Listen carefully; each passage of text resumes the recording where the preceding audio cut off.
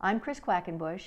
I'm the state chair for the Florida Citizens Alliance. We are unpaid volunteers who have worked for years on the issue of high-stakes testing and Common Core. I'm here with great news. Last week we were in the state capitol and our bill, the Florida Education Stakeholders Empowerment Act, has been submitted to both bill drafting in the House and the Senate. Now we need your help. Let me explain what our bill does. It's called the Florida Education Stakeholders Empowerment Act because it restores local control to the districts and to the parents of this state. It restores accountability for curriculum content and materials to the parents. It dramatically reduces cost and complexity of testing. It increases learning time and increases choices for students. It eliminates the risk of data mining. Let me explain some more features in depth. Our bill gives school districts the choice to select from legislature-approved pre-2009 best state standards for English language arts and math. All other standards are chosen by the district. Districts choose just one nationally normed test per year from a list approved by the commissioner and legislature, administered to grade 3 to grade 10 at the end of the year. All other testing is the responsibility of the district, the teachers, and the parents. It requires that all student data be aggregated, anonymized, and de-identified when leaving the school district. It bases 50% of the accountability for schools and administrators on the results of the nationally normed test. It also bases 50% on the constructive learning environments of each school reported by the commissioner. It does not require computerized testing. It gives local authority for parents to opt out of testing and has an opt-in required for sex education, family definition, or family values materials taught in schools. The bottom line is it continues to allow the Florida legislature to measure the quality of education throughout Florida schools and school districts, but enables each school and school teacher the flexibility to unleash the creative potential of each child. Our bill does three things. It allows the commissioner to develop a list from the best standards ever in our country to choose from. The local districts will choose which one matches their needs. Our districts in Florida are vastly different one from the other. We have rural, we have urban, we have minority groups, all which have differing educational needs. It makes sense for them in the district to have local control. The second thing our bill accomplishes is that it ends high-stakes testing.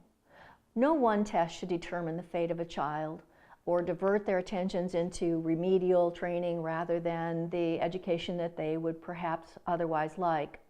We think that their portfolio of work during the entirety of the year should be examined to allow the children to be able to pursue their own educational paths. So what this bill does is it ends the reliance on a single test to advance the child to the next grade or to graduate from school. This bill allows the districts to choose from a list that the commissioner develops of nationally normed tests we've been using for decades. Things like the Iowa Basics, the SATs, the Stanford Achievement Tests, and many others provide us an accurate picture of how our children measure up nationally and internationally. We shouldn't be using a state-adopted measure that has no relationship to other states. This is a more accurate measure for the accountability that the legislature seeks. The third major element is the maniacal obsession with computerizing everything. Our students don't need this, and it's costing us billions to be able to produce tests online. If tests are done on paper and pencil as they have been done for eons, they can sit in their own desk. They can accomplish their work without being disrupted. 40% of our class time is now absorbed in testing, and we want that to be reduced, to use class time for what it was intended, for learning. The AIR test, now approved by our state, is costing us $220 million over the next 6 years. There are tests on the shelf that cost far less. The nationally normed tests that the local districts can choose can be given at the student's desk and provide us an accurate measure for what the state needs for accountability. February 18th of last year, we attended the State Board of Education meeting at which a pilot project was presented from Orlando, from Orange County.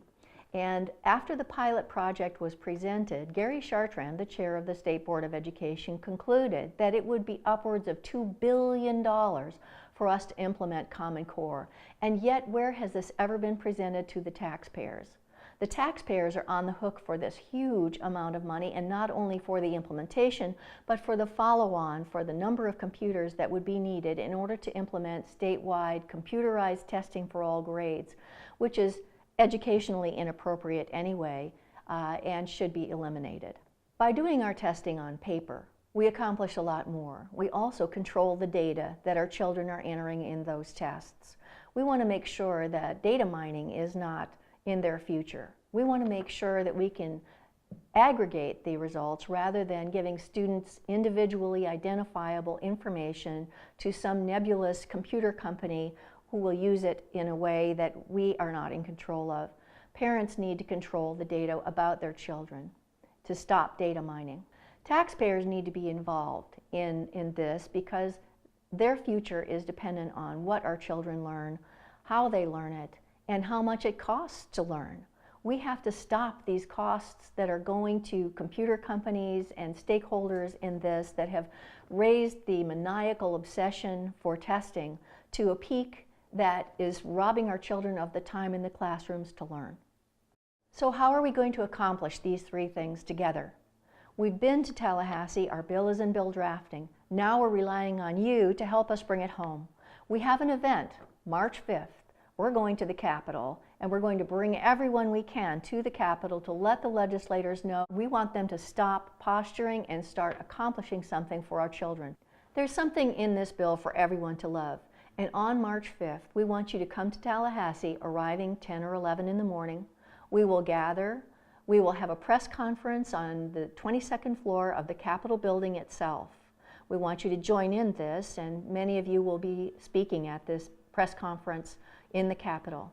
Following the press conference, we will be going to our legislators' offices to let them know we support the Florida Education Stakeholders Empowerment Act, and we want them to pass it this year. There are no do-overs for our children's education, and we need their help now. On March 5th, our plan is for everyone to attend from all corners of the state, from left, right, and center. This is not a political issue. We will not allow them to throw our children under the bus, no matter which party we are with. This is a tall order, and we need everyone to join forces organizing in their local areas, a group of 3, 4, 5 people who will call in advance to their legislators to make appointments for March 5th in advance. We want to go on buses, in cars, in trailers, however you want to go to Tallahassee, arriving on the 5th before 10 or 11 in the morning. Of course, if you arrive the day earlier, stay overnight in a hotel, we invite you to see more legislators than your own. This is going to be an essential part for us to get this bill passed, is showing them how much we care as individuals, parents, grandparents, and citizens of the state of Florida.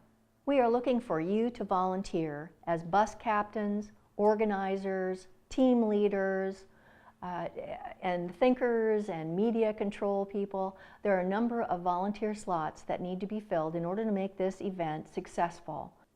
For more information, call me direct 239-823-2980 or email me at chris@stopcommoncorefl.com. Please go to floridacitizensalliance.com for more information.